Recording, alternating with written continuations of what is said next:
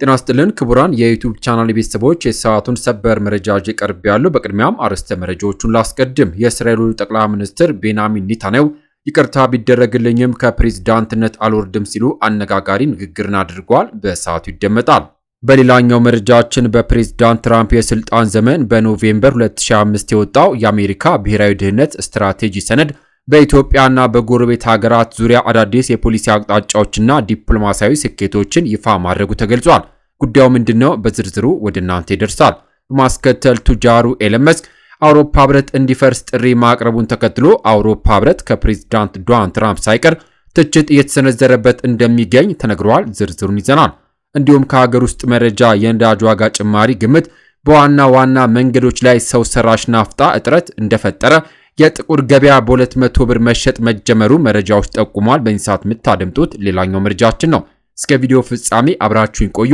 አዳዲስ መረጃ በሰዓታት ልዩነት በፍጥነት ወደ እርስዎ እንዲደርሶ የዩቲዩብ ቻናሌን ሰብስክራይብ በማድረግ የደውል ምልክቷን መጫን፣ ቪዲዮን ላይክ ማድረግዎን አይዘንጉ። ወደ ዝርዝር መረጃዎቹ አልፋለሁ። አብረን እንከታተለው።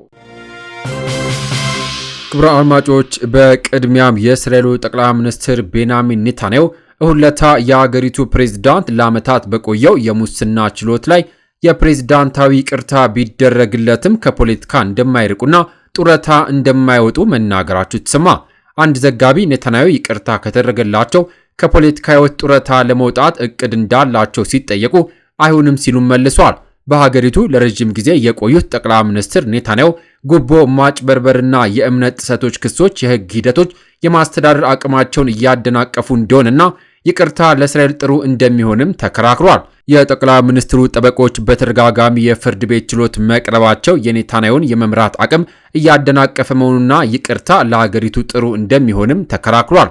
ለ5 ዓመታት በችሎት ላይ የቆዩት ጠቅላይ ሚኒስትሩም ሆኑ ጠበቆቻቸው በጉቦ ማጭበርበርና በአደራ ጥሰት ክሶች በሙሉ ውድቅ አድርጓል። የሕግ ቡድኑ ጠቅላይ ሚኒስትሩ ችሎት እስከ መጨረሻው ቀጠለ ሙሉ በሙሉ ነፃ መውጣት እንደሚቻልም ያምናሉ ሲሉ ይከራከራሉ። በእስራኤል ይቅርታ ብዙውን ጊዜ የሚሰጠው ክሱ ካለቀና ጥፋተኛ ሆኖ ከተገኘም በኋላ ነው። ሮይተርስ ችሎቱ እየተካሄደ እያለ ይቅርታ የሚሰጥበት ምንም አይነት ቀደም ሲል ምሳሌ እንደሌለም ጠቅሷል። ኔታንያሁ በይፋ ጥያቄያቸውን ከማቅረባቸው በፊት የአሜሪካው ፕሬዝዳንት ዶናልድ ትራምፕ ለፕሬዝዳንት ሄርዞግ ደብዳቤ ጽፈው የእስራኤል መሪ ይቅርታ እንዲሰጥም አብራርቷል። በእስራኤል ውስጥ ያሉ ተቋሚ ፖለቲከኞች በጉዳዩ ላይ ተከፋፍለዋል። አንዳንዶቹ ማንኛውም ይቅርታ ኔታንያሁ የፖለቲካ ሕይወቱን ትቶ ጥፋተኛ መሆኑን እንዲቀበል ሊያስገድደው ይገባል ብሎም ያምናሉ። ሌሎች ደግሞ መጀመሪያ ለጥቅምት 2026 የታቀደውን ብሔራዊ ምርጫ መጥራት እንዳለበትም ይናገራሉ። ለዘገባው ሮይተርስ ጀሩሳሌም ፖስትን ምንጮች አድርገናል። ወደሚቀጥለው ሌላኛው መረጃችን ሳልፍ ቱጃሩ ኤለን መስክ አውሮፓ ህብረት እንዲፈርስ ጥሪ አቀረበ። አውሮፓ ህብረት ከፕሬዝዳንት ዶናልድ ትራምፕ ሳይቀር ትችት እየተሰነዘረበት እንደሚገኝም መረጃዎች ጠቁሟል። ቱጃሩ መስክ ጥምረቱ እንዲዘጋ ጥሪ ያቀረበው ኤክስ የተሰኘው ማህበራዊ ስር ገጹ $163 ሚሊዮን በአውሮፓ ህብረት መቀጣቱን ተከትሎ ነው። የአውሮፓ ህብረት ኮሚሽን በ2022 የዲጂታል አገልግሎት አሰራር መሰረት ኤክስ አልሰራም፣ የግልጽነት ግዴታ ጥሰትን ፈጽሟል በሚል ነው የገንዘብ ቅጣቱን ይፋ ያደረገው። ኤክስ ወይም ደግሞ የቀድሞ ትዊተር በይዘትና በመረጃ ስርዓት ውስጥ አላለፈም ተብሏል። አስፈላጊ መረጃዎችን ተደራሽ አላደረገም፣ የማህበራዊ ትስስር የተረጋግጧል፣ ሰማያዊ ምልክት አሳሳች ነው፣ እንዲሁም የማስታወቂያ ግልጽነት ያንሷል በሚሉ ጉዳዮች ላይ አውሮፓ ህብረት ኤክስን ከሷል። የአውሮፓ ህብረት ቢሮክራሲ ቀስ በቀስ አውሮፓን አፍኖ እየገደለው ነው በሚል ኤለን መስክ ሞቅሷል። አውሮፓ ህብረት መፍረስ ያለበት ነው ያለው መስክ ፈርሶ እያንዳንዱ የአውሮፓ ሀገር ሉዓላዊነቱ መመለስ አለበትም ብሏል። መስክ በትክክል ህዝቡን መወከል የሚችሉት አውሮፓ ህብረት ሲፈርስ ነው ሲልም ጽፏል። የህብረቱ አሰራር ውጣ ወረድ እንጂ ለአውሮፓውያን የሚመጥን አይደለም ያጣጣለው መስክ ህብረቱ ትችት እንዲሰነዘርበትም በር መክፈቱ ተጠቁሟል። በሌላ መረጃ በፕሬዝዳንት ትራምፕ ሁለተኛ የስልጣን ዘመን በኖቬምበር 2025 የወጣው የአሜሪካ ብሔራዊ ደህንነት ስትራቴጂ ሰነድ በምስራቅ አፍሪካ በተለይም በኢትዮጵያና በጎረቤት ሀገራት ዙሪያ አዳዲስ የፖሊሲ አቅጣጫዎችና ዲፕሎማሲያዊ ስኬቶችን ይፋ አድርጓል። ሰነዱ የአሜሪካን የውጭ ግንኙነት ፖሊሲ አሜሪካን ማስቀደም በሚል መርህም የቃኘ ሲሆን በአፍሪካ ቀንድና በሰሜን ምስራቅ አፍሪካ የሚገኙ ግጭቶችን በተመለከተ ተከታዮቹ የሚከተሉትን ነጥቦች አካቷል። አንደኛ፣ በግብጽና በኢትዮጵያ መካከል የተደረሰ ስምምነት። ሰነዱ በክፍል 4 ወይም ደግሞ ዘ ስትራቴጂ ስር እንደገለጸው ፕሬዝዳንት ትራምፕ በሁለተኛ የስልጣን ዘመናቸው በመጀመሪያዎቹ 8 ወራት ውስጥ በዓለም አቀፍ ደረጃ ቁልፍ የሆኑ ግጭቶችን መፍታት ችሏል። በዚህ መሰረት በአሜሪካ አደራዳሪነት በግብፅና በኢትዮጵያ መካከል ሰላም መውረዱን ሰነዱ እንደ ትልቅ ድል አትቷል።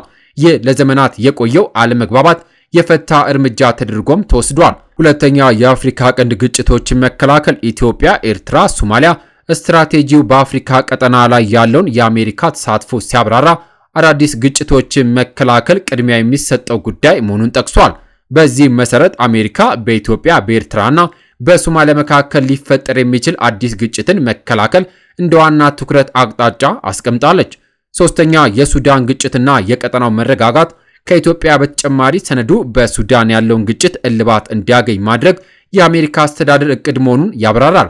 አሜሪካ በቀጠናው የሚገኙ ግጭቶችን በድርድር መፍታት፣ የጋራ ተጠቃሚነት የሚያሰፍኑ የንግድ ግንኙነቶችን መፍጠርና ከአሜሪካ ብሔራዊ ጥቅም ጋር የሚሄዱ አካሄዶችን እንደምትከተል ተገልጿል። አራተኛ፣ ከእርዳታ ወደ ኢንቨስትመንት የሚደረግ ሽግግር የአሜሪካ መንግስት ለአፍሪካ ያለውን አቀራረብ ከአውሮፓውያኑ የሊበራል አይዲዮሎጂ ስርጭትና ከእርዳታ ጥገኝነት በመውጣት ወደ ኢንቨስትመንትና እድገት እንደሚቀየር ሰነዱ አትቷል። በዚህ መሰረት ግንኙነቱ ከእርዳታ ይልቅ በንግድና ኢንቨስትመንት ላይ ያተኩራል። የኤነርጂ ዘርፍና የከበሩ ማዕድናት ልማት ለአሜሪካ ኩባንያዎች ትልቅ የኢንቨስትመንት መስኮች ሆነው ተለይቷል። አሜሪካ ገበያቸው ለሸቀጦችና ለአገልግሎት ክፍት ከሚያደርጉና አስተማማኝ ከሆኑ ሀገራት ጋር አጋርነትን ትመርጣለች። ይህ የ2025 ብሔራዊ ደህንነት ስትራቴጂ አሜሪካ በምስራቅ አፍሪካ ያላት ሚና ከፖለቲካዊ ጣልቃ ገብነት ይልቅ ግጭቶችን በማብረድና በኢኮኖሚያዊ ጥቅም ላይ የተመሰረተ አጋርነትን በመፍጠር ላይ ያተኮረ እንደሚሆንም አመላክቷል። በመጨረሻም የነዳጅ ዋጋ ጭማሪ ግምት በዋና ዋና መንገዶች ላይ ሰው ሰራሽ የናፍጣ እጥረት መፍጠሩ የጥቁር ገበያ በ200 ብር መሸጥ መጀመሩ ተገለጸ። ሲዳማ ኦሮሚያ በቅርቡ የነዳጅ ዋጋ ይጨምራል በሚል ከሰፊው በተሰራጨው ግምት ሳቢያ በዋና ዋና የመንገድ መሸጋገሪያዎች ላይ ሰው ሰራሽ የናፍጣ እጥረት ተፈጥሯል። የዚህ ችግር ዋነኛ ተጠቂዎች የሆኑት አሽከርካሪዎች በአዲስ አበባ በ121 ብር አካባቢ የሚሸጠው ናፍጣ በህገወጥ ገበያ እስከ 200 ብር ድረስ የተሸጠ መሆኑን ተመላክቷል። የዚህ ችግር ዋነኛ ተጠቃሚዎች የሆኑት አሽከርካሪዎች በአዲስ አበባ በ121 ብር አካባቢ የሚሸጠው ናፍጣ በህገወጥ ገበያ እስከ 200 ብር ድረስ የተሸጠ መሆኑን ተመልክተናል። ከሀገር ሰላም እስከ ዝዋይ ባቱ ሚዲያዎች ባዶ ናቸው። ከሲዳማ ክልል ሀገር ሰላም ጀምሮ እስከ ዝዋይ ባለው መንገድ ላይ በርካታ ሚዲያዎች ቢኖሩም አብዛኞቹ ሚዲያዎች ለተሽከርካሪዎች ናፍጣ እንደሌላቸው እየገለጹ ነው። በሲዳማ ክልል ሀገር ሰላምና እስከ ሐዋሳ ከተማ መግቢያ ድረስ እንዲሁም ከሐዋሳ እስከ ዝዋይ ባቱ ባሉ አካባቢዎች የናፍጣ እጥረት አሳሳቢ ሆኗል። የለም ከሚለው ሚዲያ ጀርባ ያለው ህገወጥ ገበያ ሚዲያዎች ነዳጅ የለንም እያሉ ባሉበት ወቅት በአካባቢው የተደረገ ምልከታ ግን ሌላ ነገርን ያሳያል። ማደያዎች አካባቢና ማደያዎች ውስጥ ያሉ አንዳንድ ግለሰቦች ነዳጅ በጀሪካን እንደሚሸጡ በግልጽ ሲናገሩ ታይቷል። በዝዋይ ባቱ ከተማም ቢሆን ማደያው ናፍጣ እንደሌለው ከገለጸ በኋላ አጠገቡ ባሉ ሱቆች ውስጥ በጀሪካን የተሸጠ መሆኑን ተመልክተናል። ዋጋው ሰማይ ዳር ደርሷል። እንደ አውሮፓውያን አቆጣጠር ህዳር 27 ቀን 2018 ዓ.ም በተደረገው ምልከታ መሰረት የህገወጥ ገበያው ዋጋ እጅግ የናረ ነው። በአዲስ አበባ ወደ 121 ብር አካባቢ የሚሸጠው 1 ሊትር ናፍጣ በአንዳንድ አካባቢዎች 165 ብር፣ በዝዋይ ባቱ ደግሞ ከ180 ብር እስከ 200 ብር ድረስ የተሸጠ መሆኑ ተረጋግጧል። ይህ ሁሉ የገበያ መዛባትና የህገወጥ ንግድ መስፋፋት ዋነኛው ምክንያት ሰሞኑን የነዳጅ ዋጋ ይጨምራል በሚል የተፈጠረው ሰፊ ግምትና ነጋዴዎች ነዳጅን በመደበቅ ወደ ጥቁር ገበያ በማዞራቸው እንደሆነም ተገልጿል።